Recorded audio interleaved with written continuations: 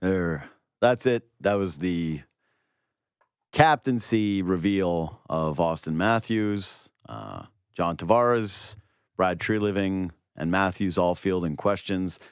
This is a special edition of Leafs Talk. I'm with JD Bunkis and Sam McKee sitting here. Let's start with the first impressions of everything. I got to tell you, probably the best thing about this entire media conference was how excited Matthews looked when they actually announced him as the captain. Yeah, for sure. Good body language when that happened. Looked like he was genuinely really excited that it happened. Mentioned the chills lots of times. Lots of chills. Very chilly guy. Chills. Must have been air conditioned there. Very chilly. Yeah. But yeah, that's, I think, my main takeaway is a guy that seems genuinely excited about the opportunity to be the Leafs captain. Sorry, I will say that like some of the answers leaves a little bit to be desired in terms of the stuff about his role as a captain. They still say "learn" a few times in this, which that word should be completely outlawed by Leafs PR. They should tell him not to say "learn" anymore now that we're 8 years into this. But generally, I thought it was a pretty good presser for Matthews. Yeah, no, he I thought acquitted himself well. Tavares was, to me, the more interesting figure in the two because would have been a pretty easy prediction to think that Auston Matthews, a guy who everyone has known for a while, has wanted to be the captain of the Maple Leafs, a leader, a guy that enjoys the spotlight, enjoys the limelight, likes being the face of this franchise, was going to embrace this role in this day. Again, it's all about the positives. Tavares opens up with a prepared statement. He had his valedictorian speech printed out for him.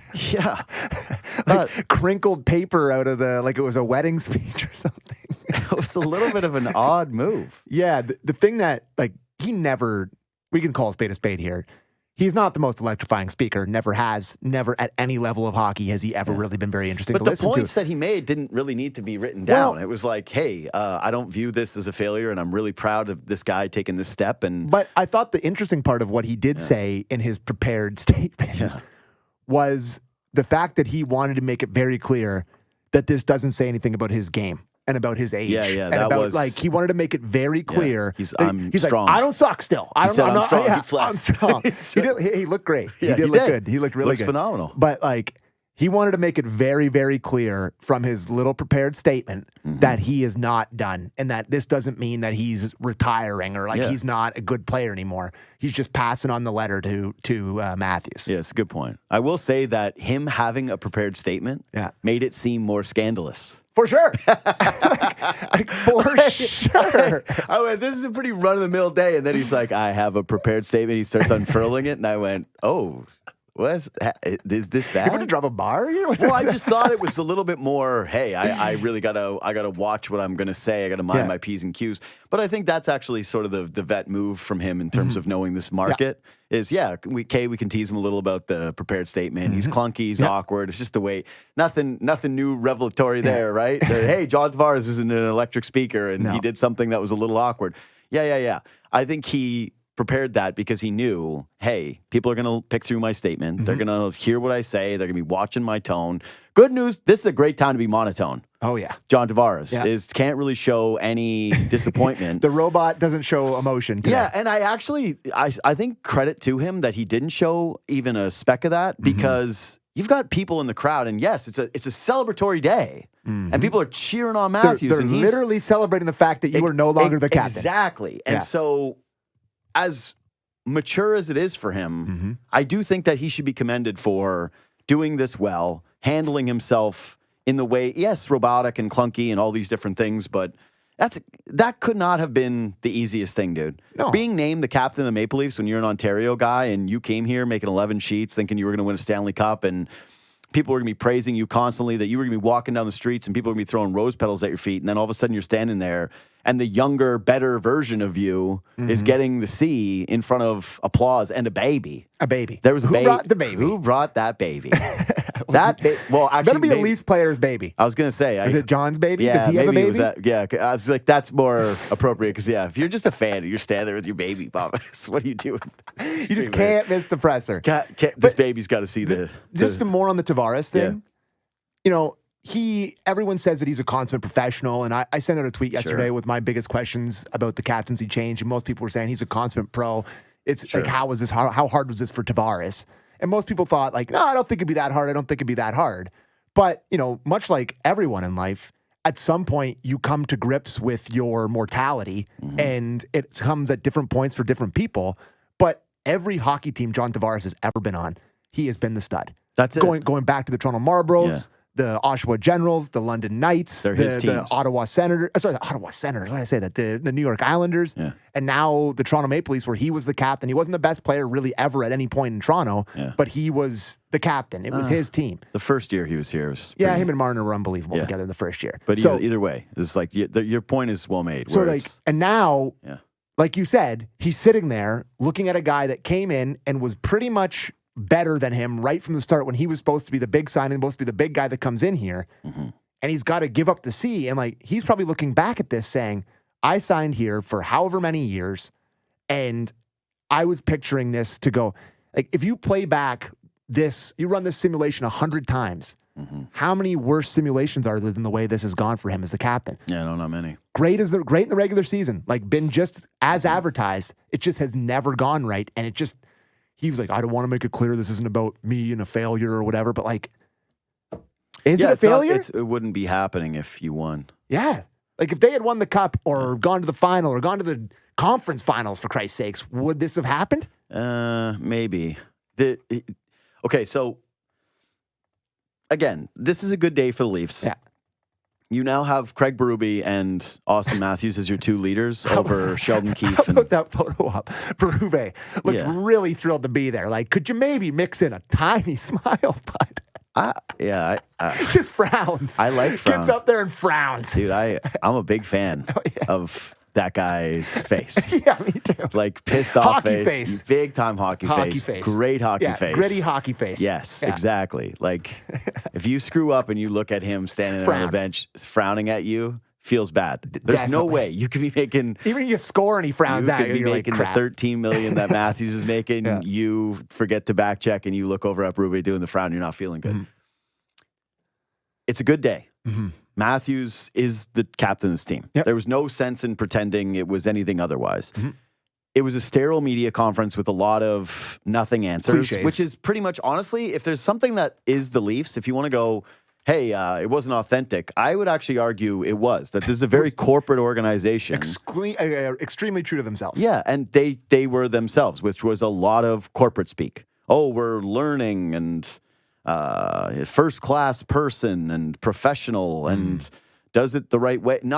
No anecdotes, no stories, no specific examples as to why. I actually think that the media guys down there did a really good job of asking questions, kind of following it up over and over and over again, trying to sort of suss out what the practicality of the captaincy is going to be to these guys. And I will say that, again, as the leader of your franchise and the face of your franchise, the guy who dictates how deep you go, how far you go, I think the emotional heart of the team now, and I don't think it was always that way, by the way. I think that there were moments where it was Marner. People might not want to hear that, and I don't mean recently, but early on, there were times where it felt like, the team's being driven when Marner's at his best. Now it's just very clear. The team is completely driven when it's Auston Matthews at his best. When he's playing with emotion and fire and scoring goals, the rest of the team looks when he feels like he's coming in waves, it's just correct. They're the best. So all those things, the representation of what a captain is supposed to be, I think, in the modern era, it is him. But it did make me think about how I talked to Myrtle today about what the practical means of it are. And I'm not really sure what they are. Because when he was asked those questions, it was, I just don't want to change who I am. And you go, well, wait, aren't you supposed to change a little bit? Well, aren't you the captain now? Isn't there another leadership quality? They asked Tree Living about what the markers were for him. And he went, he's a guy that leads by example and wants to pull other guys with him. And I went, yeah, that's what you're supposed to have in Tavares. So it's just whoever is the best player gets the captaincy. I would have liked that. If I was going to say, if anything actually mattered to me that I would have enjoyed, would have been, an anecdote of this guy, one moment where I thought that's a leader, or something that felt different than he does things the right way. Yeah. Because I go, well, isn't that how you describe 99% of hockey players? For sure. I wanted one thing to feel like, okay, well, then we were talking about Matthews. The problem is, and what I do understand in this situation specifically, not like he's being named the captain for the first time and he's not taking it from someone, is that anything that you say positive about Matthews, any anecdote that reveals he's just got a great personality, guys follow him, this team takes notes from him, it does feel like it's an opportunity to make more of a detraction from Tavares. For sure. And so I kind of, as much as I don't like the corporate sanitized feel that this organization has most of the time whenever they step the podiums or in front of the media, this one I kind of understand a little bit more, because you need to make sure that out of every goal that you had today, that Matthews is excited, Tavares is on the same page, and there is zero room for drama. And out of that media conference, you can't pick a single solitary thing that, like, what do you write as the story? Oof. Yeah, I don't know. I really don't know, and I think that's exactly what they wanted. Part of it to me is very like internal hiring thing. Like when like a general manager gets fired, and like, for example, if Ross Atkins gets fired and they hire James Click, it's kind of like, well, you were there the whole time. What were you holding? But like that part of that feels the same way with Matthews when he's like, I'm just going to be the same guy. But like people weren't listening to Auston Matthews before. So a huge part of this to me is like, MLSE and the Leafs probably want to sell, 34 with the C on it. And there's definitely a component that feels they're eventually going to want to do that. I think two things can be true. That. No, but I think two things can be true. That it's the right move. He's the right guy. Yes. Tavares no longer felt like the captain of this team. Dude, even think about, remember during the playoffs when Matthews was hurt and they were going to Tavares for quotes, and he was talking about the guys they had there they got to worry about, and you went, yeah, all right. Okay, man. I've just listened to John Tavares so much over the last 8 years, and that's just it too. Is hey, I don't. It's not that he won't ever have the opportunity to speak. He's still going to wear an A. It's pretty clear to me that it's like that's a little weird. The A thing when Luke asked Brad Treliving, when he kind of like stumbled over it, like he hadn't decided if that was the truth or not. Like he had to decide right there. No, like I think they know. He like kind of like put him on the spot almost. I think it's the easiest thing ever. Of course. It's the guys that are there. To me, it's very easy. Matthews captain, Tavares, Riley as assistants, and that's it. Oh, see, I don't think they'll do that to Marner. They just are not going to create. Sign a contract or waive your no trade. No, sure, buddy. But the thing is that what we saw today and what they always do is to try to limit the discourse around the team, the noise around the team, to the point where I think I've made this a million times. The effort that they put into trying to make people not talk about them makes it worse. Way worse. Way worse. Yeah. And then the whole blame game thing and the fact that it clearly affects some of the decision-making within the organization, like, only makes it more transparent that, these things shouldn't matter. If you treat them like they don't matter, they will matter less. You treat them like they matter, they're going to matter more. Yeah. I think they'll clearly make those three the guys. Because here's the thing. If they announce the assistant captains and they go, it's just those two guys, what's the first thing that happens at media day? Mitch, how do you feel about not wearing a letter? Mitch, well, no. How do you feel about not having a contract? It's the first question. Sure, then but the next question. But it's like, do they feel like they're invested in the team if you're not wearing a letter? Like, it's an unnecessary shot in the foot. And so you go, hey, if this thing is all just totem, really nonsense anyway, they know who the leaders are in the room. They know who they're going to look to. You think Morgan Riley not wearing a C is going to impact him speaking up about the team or being the most passionate player when it comes to articulating how he's feeling, the sentiment of the group? No. I think when Matthews said, I'm not going to change, you go, I don't think he's going to. Yeah. But he's going to be the coolest guy on the team. He's going to do everything the right way. Guys are going to fall in line. And then when he's pissed off and he barks, the rare times that it may be, it'll matter. But it already did. Yeah, it's true. Like it already did. It's the internal hiring. Yes. It's the internal hiring thing. I think it removes a little bit of pressure from Tavares. And it already starts to put him in the light of, hey, dude, when you sacrifice things and you take a little bit of a step back and you're not Johnny Toronto, you're not, to your point earlier about being the guy in the spotlight, it's always your team, that this is going to free you up a little bit. It's not going to be weighing on you as much. And if you do decide to extend here in Toronto and you take that massive haircut deal, people are just going to end up liking you more. You're going to have a better shot to actually win and cement that legacy that clearly you're looking for because you bring it up in a prepared statement about not being a failure. If you want to have that, I'm not a failure. If you want to have that be the actual case, the roadmap has been laid out in front of you and it started today. Yeah, no, it's a great point. And I the consummate professional thing with Tavares, it is. Whatever.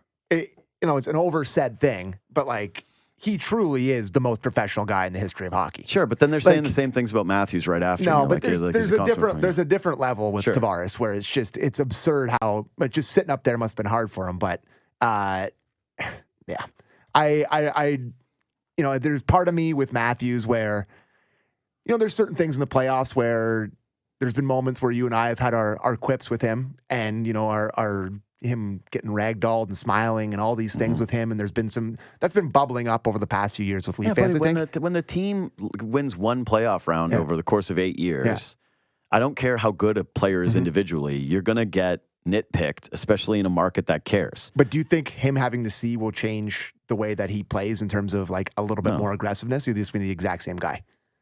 That's kind of interesting, but to me, yeah. My biggest takeaway from watching that press conference was he was almost busting out of that jacket that he was wearing. Yeah, but he's always been big. I don't know, man. He looked massive. And I don't know if being the captain changes, like, he's going to say at the press conference that it doesn't change him at all. But, like, I'm not saying he's going to go out there and scrap people. No, I know you're not. But, like, just a little bit more aggressiveness. Maybe you change his game a little bit. But I guess he's 27. He's one of the best players in the league. He's not going to change the way he plays at all. But it'd be interesting to see if the captaincy kind of just changes him a touch. It's got a little bit, no? I think that last year you saw it a bit when he was playing with Domi. Yeah. That was the best stretch of Matthews hockey of his career. Playing with Domi and Bertuzzi. If we do continue to see it, I think it's just a continuation of that. That these guys have clicked and meshed and they feed off of each other. That, to me, that's actually one of the things that I don't know if is like wildly misunderstood about Matthews, but he's obviously Arizona and cool and doesn't hit guys with massive. He's a huge forward who's not, taking bodies, right? I can't remember one time ever seeing There's Matthews. been like 3 or 4 hits over his career, but they stick out because they're so few and far between. I was going to say, though, I don't have one super memorable Matthews hit where like he obliterated someone. There was somebody he got, I want to say on Tampa. Was it Sergachev after it was after like a Marner moment and he hammered Sergachev? To me, the most physical memory is him putting the stick up in Dahlin's teeth. Yeah, that was great. Where he went, I've had enough of this. I hate your guts. That. I mean, that's still the only guy he's going to fight again after he fought Stamkos will be Dahlin. I don't think it's misunderstood, but I think it is a little underappreciated how fiery of a guy he is and what a insane competitor he is, and that the Arizona, I'm cool, I like to, I'm into fashion, that those things kind of get confused with, maybe he doesn't care as much. It's like, no, that guy cares. Like he genuinely wants to be one of the best players in the NHL. He wants to be the best player in the NHL. He wants to win Stanley Cups. He is known for his off-ice stuff as well, right? When you do the consummate pro thing, it's usually the guy that's like, and then he goes home at night and is. I don't think Matthews' party life at this point is as extensive as maybe it was before. Okay, I think that's fair. I think that's very fair. So, no, he did hammer Sergachev. I was just Googling it. It was Sergachev? Yeah. And it was actually kind of greasy. It was a little bit from behind. But like once in a while, that's all I would love to see. But maybe I'll never get it. I really do think that he's self-aware enough that maybe there's a small period where he does a little bit more. But again, it's just, I think this guy has already really been the captain of the team. I think that's fair. Like when the chips are down, I think he is the guy that speaks up. I think that he is the guy that leads by example. I think that he is the guy that players gravitate towards and who they want to hang out with. And, he is able to gel with a lot of guys. Like Matthew's got a lot of friends in the dressing room and a lot of friends around the league. Like he's a popular player. He's cool. Yeah. He's famous. Yeah. He's worthy of being the captain. Yeah, I just don't think that this is some big transition. And also, he's not, if he was 23. Yeah. Like, if he was getting this at a super young age, you would go, boy, okay, you could see an adjustment period for him. But it's like, I think that he is now the captain of the Maple Leafs officially, but he already was that essentially for the last 2 seasons. And it's part of the reason why it kind of had to happen now, because the longer it actually went on where he wasn't, the more awkward it was going to be. Yep. So can I ask you a more broad question about the Leafs this year? And I know this is a very hard question to answer, but it's one that we can kind of kick around here. Yeah. So new captain. Yeah. New coach. Sure. Few new goalie. A new goalie. Few new D-man. Yeah. Like, is it feeling different, or is it ultimately going to be the same thing? No, it doesn't feel different. Doesn't feel different? No. Like have they've made the most possible moves without changing what really matters this offseason. Yeah. Right? Like they've got a new coach, gave the captaincy to Auston Matthews, brought in Oliver Ekman-Larsson, brought in Tanev, brought in Stolars. It looks and feels different from a lot of aspects, but ultimately, when you're watching the games. like by game 17 of the season, we'll be like, wow, this feels very similar to like it's always feels. But like, do you think there's a potential with Berube for it to feel a little bit different? Sure. Yeah. The Berube is going to do, I would imagine, things differently with the line combinations. Mm-hmm. But I think the only reason that this isn't a 10 out of 10 celebration day is because it does feel a little bit like we did a thing. Yeah. Look at it. We did something. Yeah. You can't say we didn't do anything. Feels very performative, doesn't it? But that's the thing is it only feels that way because they didn't do the other stuff. This should have happened no matter what. Yeah. They could have traded Marner and this still should have happened, right?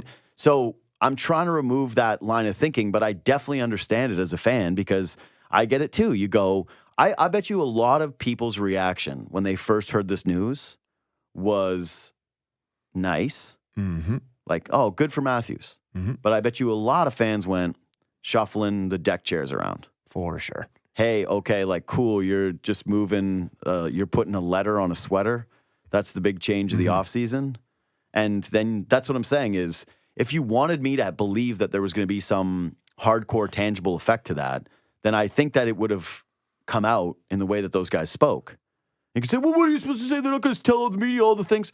No, man, if you really thought that there was a real something to being the captain, if you felt like a bigger responsibility was on you, if Matthews would have gone like, I think I do need to pay more attention to some of the young guys and evolve as a leader and do my daily approach differently and the things that I say to guys and who's watching and blah, blah, blah, then I would have gone, okay, maybe he said I want to be the same guy.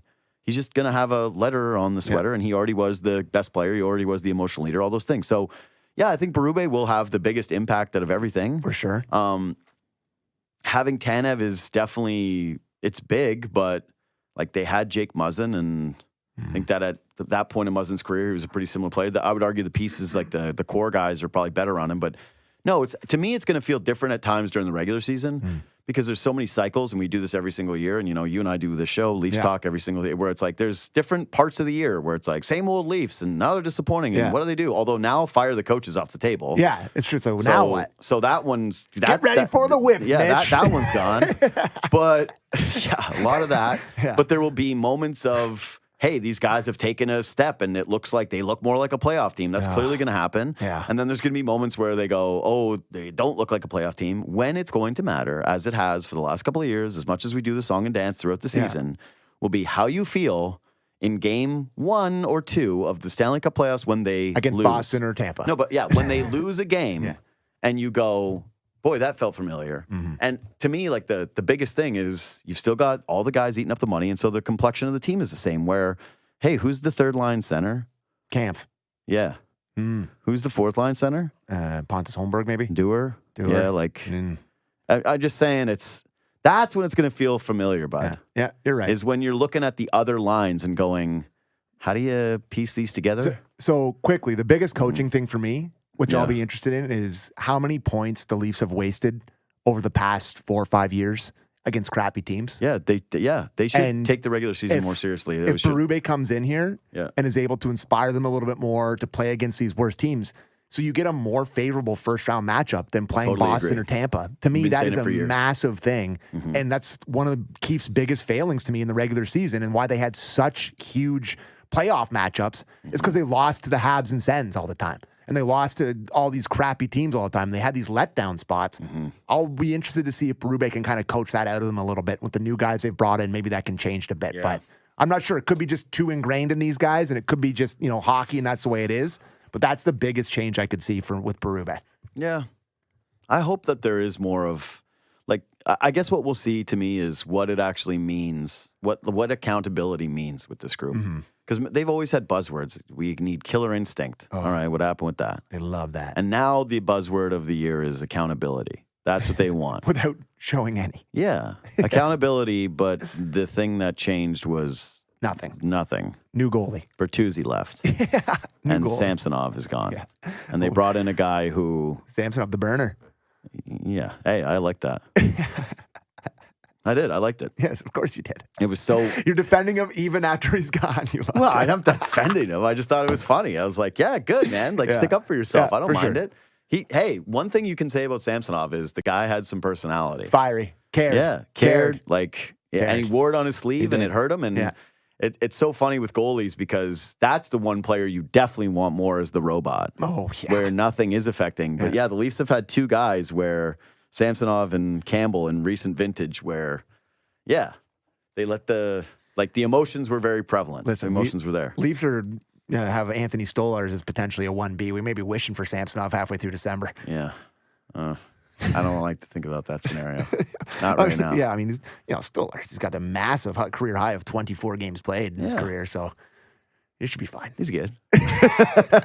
Like, all this could not matter when it's Matt Murray and Anthony Stolarz by American Thanksgiving. Yeah, that's true. Then accountability won't matter. But no, that's the Berube thing to me is, well, I think also Mark Tavares is going to be big in terms of the power play. Wow. What does it actually look Has like? there ever been more pressure on a power play coach than on Savvy? That's what I mean. Is coming in this year, is the power play something where it's dominant? Like it feels like the Oilers power play. Would be nice. Where you go, oh my God, the other team's going, no, when they get a cheap call against them. One where it's like, oh, that's so ticky-tack. Yeah. If it drives the other fan base insane because they know the Leafs are going to capitalize on it. That shift will be big.